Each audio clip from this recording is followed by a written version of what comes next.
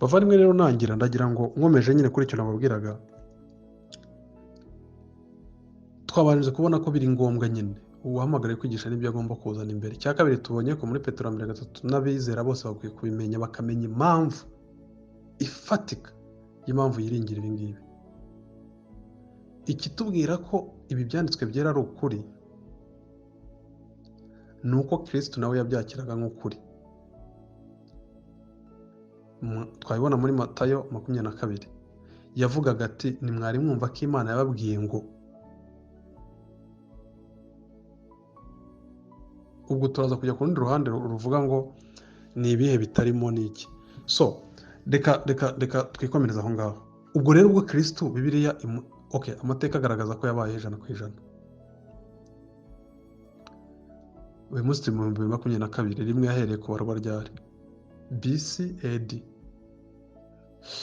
yahereye kubarwa mbere igihe Kristo yazaga mu isi. Uzaba uri ndetse wo guhakana ayo mateka. Ikizacyonyine kibuguhakanisha nta kindi ni uko wumva ubyemeye hari amategeko bigusaba, hari icyo bigusaba kwizera, hari icyo bigusaba kureka, hari icyo abantu bo ikintu cyonyine gituma abantu banga Kristo ni ibyaha byabo. Nta bantu banga Kristo kubera ko ari injiji badafite ubwenge. Hari ubujiji bundi no gufunga amatwi ku bushake, ariko birigaragaza ko ngo icyatumye abantu banga kuza mu mucyo ariwo Kristo ngo nuko ibyo bakora ari bibi kandi babikunze, si uko bananiwe kubisobanukirwa. Noneho ubwo rero Kristo we ubwe, reka mbasomere mwumve, yivugiraga akaza agahera mu itangiriro akavuga ngo ibyanyanditsweho na Mose n'abahanuzi na za Zaburi. Ubwo umwami w'abami mu kinyejana cya mbere, murabyumva, bifite icyo bivuze. Ibyo ngibyo bivuze ko Kristo yakiriye ibyanditswe byera nk'ibyahumetswe n'Imana, abisanze mu maboko y'abafarisayo n'abasadukayo b'abantu batari abantu nyine beza, ariko yakira ibyanditswe byera akajya afata icyanditswe cyera muri Matayo 19 agafata itangira akavuga ngo Imana yaravuze ngo babiri bazaba umwe, umugore n'umugabo, bityo rero ntihakagire utandukana n'umugore we ku mpamvu z'uko ngo atarimo gukora ibyo kamere ye yifuza. Ubwo ibyo ntibivuze abagabo gusa, bivuze n'abagore ko bagomba kubana batyo n'abo bashakanye. Matayo 22:29 arabasubiza ati mwarahabye kuko mutamenya ibyanditswe cyangwa imbaraga z'Imana. Mwizuka nibarongora cyane bashyingirwa, ahubwo bamera nk'abamarayika bo mu ijuru. Ariko si byerekeye ku kuzuka kw'abapfuye, nimwari mwasoma icyo Imana yababwiye ngo 22:31 nimwari mwasoma icyo Imana yababwiye ngo. Ubwo Kristo arimo aravuga iki? Arimo aravuga ko ibyanditswe bafite byo gutegeka kwa kabiri kuva byose ni Imana yari irimo kuvuga. Icyo rero kitubwira iki? Icyo kitubwira ko ibyanditswe byera ari imvugo y'Imana. Keretse ugiye kuvuga ko Kristo yabeshye cyangwa yarinjije adafite amakuru ahagije, wavuga ukuntu wowe rero ufite ahagije. Wavuga ukuntu gusoma ba Dawkins n'aba abitwa Jesus Seminar n'abitwa aba Mormons n'abandi ari byo biguha amakuru yizewe kubera ko biri kuri YouTube na Google. Ikindi Kristo aramutse yarabeshye yaba ari ukwiriye gutanga agakiza, kuko impamvu imwe ituma aba ushobora kuduha agakiza ni uko nyine na ikinyoma cyabonetse mu kanwa ke, yaratutswe ntiyasubiza. Nta kinyoma niko bihamye kiboneka mu kanwa ke, kubera ko yari uwera n'umuziranenge 100%. Niyo mpamvu abasha kuduha kwera kw'igihe tumwizeye. Naho aramutse yarabeshyeho rimwe ntiyaba ari akiri qualified, yaba adafite ibimusabwa kugira ngo atubere umukiza n'umucunguzi. Ubwo rero umwami yakiriye ibitabo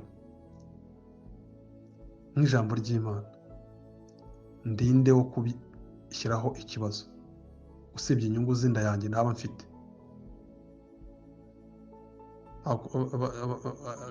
Timoteyo 2:3-16 ibyanditswe byera byose byahumetswe n'Imana. Ibyo niko kuri. So icyo tukivuyeho rero turajya ku kindi cya kabiri, ikindi kibaza ngo canonization. Ese tubwirwa n'iki noneho ko ibyo Kristo yavugaga, murabyumva, ari byo dufite uyu munsi, ko tubona hari abantu bavuga ko hari ibindi bitabo badukanye. Apokarifa ngira ngo murabizi. Aho rero reka turebe noneho umunzani. Canonization cyangwa se kumenya niba ibyanditswe byera ko dufite, hari ikinyoma kimwe kijya gituma abantu bakuka umutima bakibwira ko noneho ubwo icyo kibazo kigoye, ariko kiroroshye. Muti kubera iki? Uyu munsi mbabwira, Kristo yaraje asanga ibitabo bifitwe n'amaboko y'abatambyi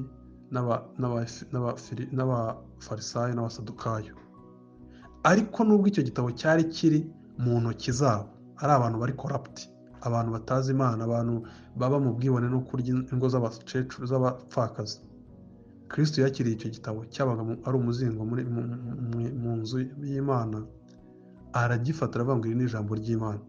Ntiyajya mu kuvuga ngo baragikoraputinze, baragicuritse, baragicurukuye. None se mutekereza ko umwami w'abamariki yashingiraga avuga ibyo bintu? Ni ukubera ko yari yizeye imbaraga z'Imana yatanze icyo gitabo igira ngo abantu bamenye uko bayizera n'uko bayiberaho. Izo mbaraga nizo dusabwa kwizera. Ariko si ibyo gusa, izo zirahari. Ariko ndaza no gushaka gukoresha impamvu zibya akanwa cyangwa se zihereza inkomezi ku mwana w'Imana.